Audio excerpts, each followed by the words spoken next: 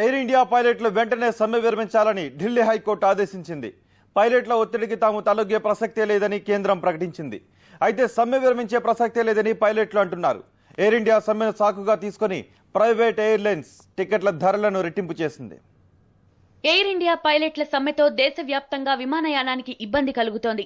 20 విమానాలు రద్దయ్యాయి. సమ్మె చట్ట విరుద్ధమని వెంటనే విధుల్లో చేరాలని పైలట్లకు ఢిల్లీ హైకోర్టు ఆదేశించింది. కేంద్రం కూడా పైలట్ల సమ్మెపై కఠిన వైఖరిని తీసుకుంది.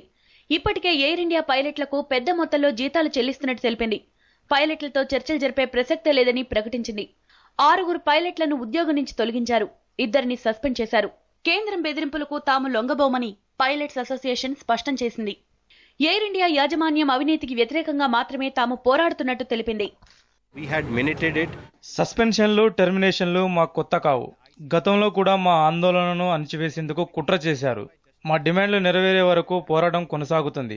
ఎయిర్ ఇండియా యాజమాన్యం అవినీతిపై మేము పోరాడుతున్నాం. మరోవైపు ఎయిర్ ఇండియా పైలట్ల సమ్మెను ప్రైవేట్ ఎయిర్లైన్స్ సొమ్ము చేసుకుంటున్నాయి. ఛార్జీలను రెట్టింపు చేసి ప్రయాణికులను దోచుకుంటున్నాయి.